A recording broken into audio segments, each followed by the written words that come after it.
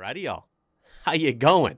Welcome back to the show. We're looking at a video topic I've explored maybe once or twice to an extent, but it's been a hell of a long time. We're looking at surprising differences between Australia and the United States. Unconventional, part one. That means there's possibly a part two to this. Always interesting to see, as our countries do have some similarities, but of course we have some major differences as well.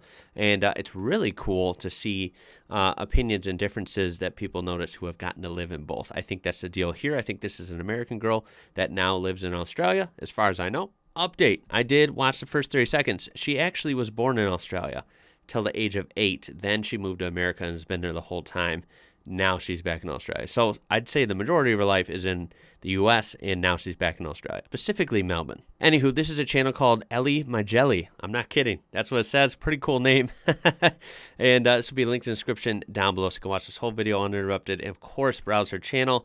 This looks like a newer channel, or at least a small channel, so make sure to check them out. Love shouting out small channels. Hopefully, she'll keep growing. Anywho, let's waste no more time. Let's get into it. These are just some things that I noticed myself in this first month. One thing that totally surprised me, I'm actually shocked that this happens, but on the radio and in certain like clothing stores as well, they have like the not clean version of songs playing, which I just thought was like so weird. And I was like, oh my god, did they mess up? Like, you know, this music has like a bad word in it. Like, are they allowed to show that because it's like a public setting? Especially on the radio, they'll have like a disclaimer that comes up like before the actual like song comes on, and it's like profanity about to occur or something like that. And wow. Okay, two parts to that are weird and different.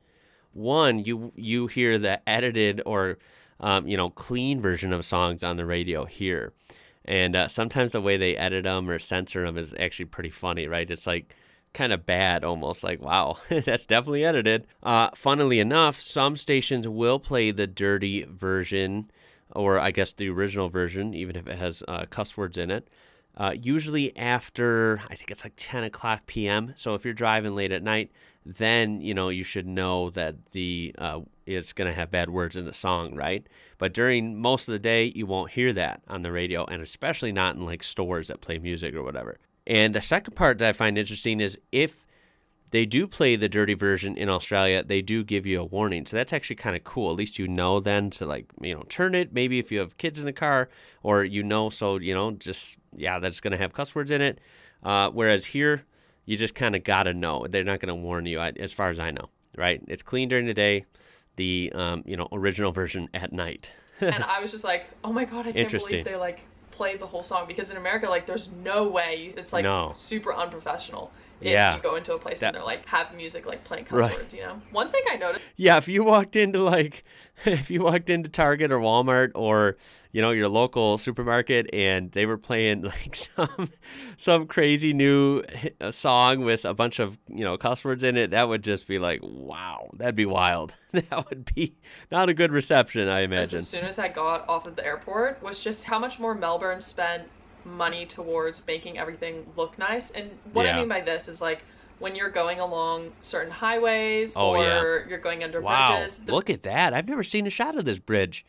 There's still so much to discover there. I've never seen that.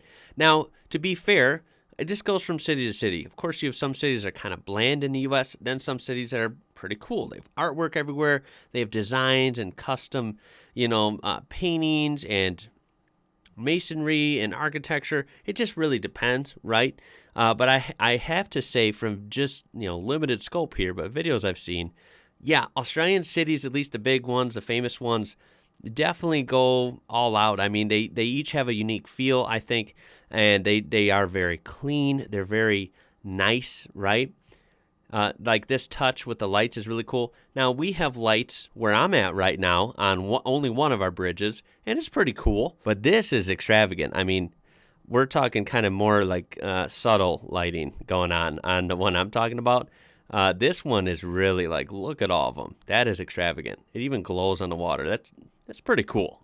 Bridges are kind of aesthetically and architecturally a little bit more prettier. There's so much more of a focus on making things look more aesthetically pleasing. Right. Because in California, some of the freeways just absolutely suck. And in Australia, too, they have digital signs instead of like the physical signs. So it would be like, 100 kilometers per hour. And then if there's an accident, the digital signs would slow down and be flashing, where in America you're just having like a consistent 65 miles per hour, and you have to follow that, but you don't know if there's a crash further down the road and whether to avoid it or not. So I think yeah, she's mostly right on that. Again, that depends on the state too. That's the problem with the U.S. It's so variable depending on which region you're in, right? So I can't speak too much for California, but like for example, in the Midwest, a lot of the states, especially like Illinois, they will have a mix of standard signs and digital signs. There's a lot of digital signs giving messages, I guess, about anything you should know about the highway that day, traffic, accidents, stuff like that. So we do have that, as well as, kind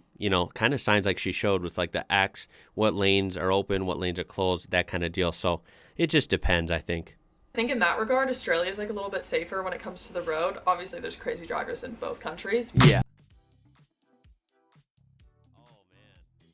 Australia has like those warning signs of like, hey, move to the left or move to the right because a car is broken down on that side. So I think that was like a really cool thing that I noticed in Australia. Another thing, if we're talking about transport as well, would be the public transport that's offered in both countries. I was from specifically like the Bay Area, so the Bay Area has like an okay public transport, but I feel like it's pretty expensive. Like anytime I would jump on the Caltrain, I found that I would be spending like $20 if I were to go through the Caltrain. And when I'm taking the train in that's expensive. Melbourne, it's like, it'll cost me about like $4.60 for like the same amount of time and travel. That's really good. And they also have a free section of transport and they have a within free the very zone. Center of the city, where when you're taking a tram between certain stops, it's completely free and you don't have to pay how all cool to is use that? transport, which I think is really, really cool and really fun. Another thing too, I know this kind of depends on what area you're in, but Australia has like a coffee shop on like every single corner, or they'll have like 4 coffee shops like on a single corner. Like there's a center near me, like a shopping center, and I'm not even joking, there's 5 coffee shops all within the same like 500 meters of each other. It's insane. Wow. But with that, I feel like there's more of like a coffee culture in terms of like sit down and drink your coffee, where in America it's like you get your coffee and go somewhere else. Right. It's like you would get a to-go cup. Where like in Australia, everywhere that you're going, if you're having it like for here instead of takeaway, like you have a mug or like a ceramic mug. Most places. Look at that. That's cool. That's very nice looking. I think she's mostly right with that as well. Coffee culture here, I think I've mentioned before, probably a lot of you might have heard, is for the most part like grab and go, right? Coffee's something you have with you while you're doing other things. That's kind of like the American way. Coffee can be a social thing too. So maybe if you're doing some sort of business with someone, you meet for coffee and sit down and have it at a cafe. Also, coffee is seen as like, I guess, like a safe bet for like a date, right? So you can meet your first date with someone at a coffee shop, right? And have coffee. So it is present here. But definitely, I don't think most places in the U.S. don't have anything on Melbourne, right? You guys have crazy coffee culture there, and it's I've heard it's like a religion, right? We've seen it recently, even on this channel, and it would be fun to try in seriously like close proximity a bunch of different coffee places, day after day. I think that'd be really fun. In America, I feel like only do the to-go cup, so I found that was kind of cool because it's like, you sit down, you relax at a coffee shop. Rather than I feel like in America, if you go to a coffee shop, you're like studying or working. Where like in Australia here, it's a little bit more about relaxing, enjoying a coffee. It's like you sit down, you chat with somebody. So you're doing that in America too, but I feel like there's just more of a focus on it in Australia. A big part that I think was pretty different, which California has like the win on this, would be like the weather. Melbourne weather is known for having like 4 seasons in one day. So like in the morning it'll be freezing cold, and then in the middle of the day it's like, an autumn kind of like fall kind of weather. And then you maybe get like, it feels like summer and it's like super hot and it's probably like, 30 degrees or more than that. Then by the end of the night you're getting like, spring and it's like raining or something like that. Where I feel like she sped that up. I was like, did something happen to my YouTube? I've heard Melbourne can be really crazy with the weather. I can relate to that growing up in Illinois. It can be really hot here, or it can be really cold and windy, or it can be snowy, or it can be rainy. It's just craziness. My favorite part, I've always said it, is the Southwest. So California, Arizona, New Mexico, West Texas, that's going to be your best bet. It's always sunny, always warm. It's sunny in New Mexico like 320 plus days a year. It's unbelievable. It's like a cheat code. It's so sunny. I love it. I guess in her case, going from California that usually has good weather, depending on where you're at, to Melbourne could be shaky sometimes. That's true. Weather in California is like super consistent every day. Like if it's gonna rain, it's gonna rain for the entire day. But if it's gonna be sunny, it's gonna be sunny for the entire day. Melbourne, at least, it's like so different every day. So because of that, you have to be like dressed and ready for any single weather pattern that could come on. That. You have to bring like a jacket or like sweatpants, even if you know that it's gonna be like a sunny day, just in case. The weather is so unpredictable. As well as talking about weather too, the sun is so much stronger here in Australia than it is in California. In California, I feel like if it's a sunny day, I can go out and get away with not wearing sunscreen. Where here, I will 100% get burned if I don't wear sunscreen and it's a sunny day. They have like a whole bunch of campaigns about protecting yourself from the sun because there's a really high skin cancer risk by not wearing sunscreen. Now we're talking about slang, a lot of different kinds of terms and things that they call different items in Australia. So for example, a big one is flip-flops in California are called thongs here. But thongs in California mean like underwear. With that, there's a lot of different slang, and like sometimes when I hear other people talk about, you know, different words that I don't know the meaning of, I'm like so confused on what they're talking about. You know, I'm slowly starting to catch up to what the slang is. And on my last video, I called one of those like clip-on bags that you use for walking and stuff, I call it like a fanny pack, but apparently that's like not a good word. They call it a bum bag. So some people commented on my last video about calling it a bum bag, so that's what I'm going to be calling it now. Another thing here too is that drinking tap water is like completely normal, and like most people drink their tap water. In America, like most people are using like a Brita filter or big time filtered water. We get our water actually at a oh god, what's it called? Home Environment Center. It's it's you have all these different like super clean BPA free container, ultra filtered water. Really clean, really pure. You can get alkaline water, all these different choices, and it's really cheap. We're talking like 3 gallon. So we get them 3 gallons at a time. You can do 5 gallons. We get the 3 gallons, and we put it, in a water dispenser in our house, and it's cheap. It's only like, oh my god, I don't remember. I buy them in bulk, so then I go in and I just say my name and they mark it on a counter. It's super cheap though. I can't remember the price. It's like 3 gallon thing is a lot of water, and it's only like under $1, like 80 cents, 75 cents, something like that. Or maybe $1, I don't remember. But it's really cheap. Otherwise, bottled water is popular here, but people are trying to go away from that because of the plastic issue, right? So yeah, a lot of people have filter water of some sort at home. Or, filter water through your refrigerator, dispenser, or whatever. Tap water, it just depends on the person, but I feel like, at least with my generation in the U.S., most people don't drink tap water. I don't drink it myself. Or they're somehow filtering their water using bottled water, but in Australia it's totally normal to drink your tap water, and most people just do it anyways. Okay, that's different. See how long I can go before my that is definitely different. Also, I feel like the money makes so much more sense here in Australia. Every single bill has its own color. The only part that kind of confuses me is when it gets to the coins, because there's like a $2 coin, a $1 coin, and then all the cents, but they don't have pennies. If you're charging someone for something and it's like $12.93, you would then round down to 90 because there's only like the 5-cent coin and not like a penny. So that's weird. That was like something that I had to get used to at least. Oh, that is weird. Yeah. It sounds like on the surface getting rid of the pennies was a good idea in Australia, but then again, what if you have those totals like 93 or something? Because I'm someone who kind of hates pennies too, because they're just everywhere. They're hard to keep track of. But then again, I do use them if I pay exact change for things. So I will agree with her there. I think I've never actually thought about that before. I have said on video, because you guys were amazing and have sent me Australian money in mail time, I do love your bills better. So like she showed, the Australian bills, the Aussie dollars, they're awesome. They're durable. I love how they feel. I love how they look. They're easy to separate because of the colors and designs. So those are definitely superior. But I will agree, even though it's cool, I'm glad that I have gotten them and seen them. I do like our coins just a little better. I don't know what it is.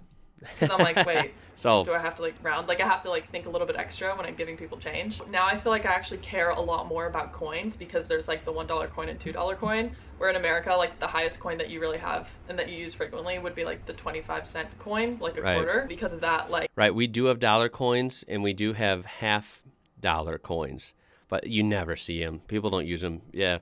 So a quarter, which is 25 cents.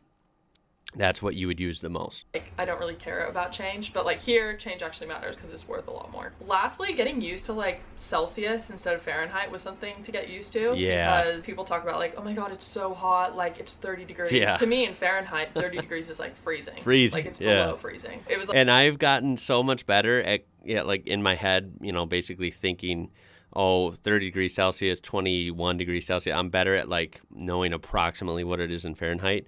But yeah, I guess it's just because what you grow up with, right? I do prefer Fahrenheit. I think it makes more sense, even though it doesn't make sense. I understand that like 0 degrees Celsius is freezing. Like that makes sense, right? 0 freezing, yeah. So you know what I mean? But to me, it's just easier. Like 32 is freezing, 32 Fahrenheit. And then, like, let's say 65 to 80 is a nice mild day. 80 to 90 is like perfect. You get in the 90s, it starts getting a little hot, and then if it's over 100, it's like, oh my God, stay inside. It's killer outside. It just makes more sense in my mind because that's what I grew up with. So I still prefer Fahrenheit, but at least I'm better and more open to Celsius now. Like definitely something to get used to, and I have to think like, okay, a 20-degree day, like what am I going to wear for a 20-degree day? So definitely having to get used to like that Celsius change. Right. And I'm kind of starting to get kilometers as well. That's hilarious. That one doesn't bother me at all. There are like, I guess, little pockets of the metric system that don't bother me. I'm just not as like good at or not as comfortable with. But kilometers, for example, I guess I've just been into racing and like racing video games and cars for so long that almost every car I've ever owned here in the U.S. of any era always has kilometers on the speedometer as well, which is something really cool here because I've seen foreign cars that only have kilometers, but they don't show miles per hour. So it's kind of like, oh, that's weird. I like how ours shows both. So, you'll have the primary bigger numbers be in miles per hour on the speedometer. And then, of course, you'll have kilometers be on the same speedometer, just in smaller numbers underneath the miles per hour. So in that way, I'm kind of a nerd with cars. I kind of learned, almost as reliable as I know miles per hour, I know kilometers too. So yeah, that one doesn't bother me at all. I'm very familiar with those. I feel like understanding like how far a kilometer is, I'm like, okay, it's a little bit less than a mile, but like not half, but like a little bit more than half. And, right. Like, trying to understand that as well has been a bit of a challenge. The metric system makes more sense. Like we all know that. So yes, yeah, I think I might make does. part 2. All right. Well, that was very, very good. Lucky her to be in Australia. That's really cool and exciting. And that was a pretty good list. I will say nothing against her video. It's just because I guess you guys have taught me so well, and I've been exposed to so much Australian content of all different sorts, right? I pretty much knew most of those, right? I guess that reinforces my confidence in like, yeah, I know a decent amount about Australia, more than probably a lot of Americans do. So that's pretty cool.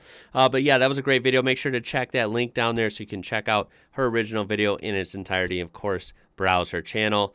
Please throw a thumbs up on there if you enjoyed this. Subscribe to be part of this amazing community we do have here. Cannot wait to hear your comments down below. What did you think of these? Do you agree with them? Do you disagree? Let's hear about it. My name is Ian. You're watching IWrocker, and until next time, y'all, catch you later.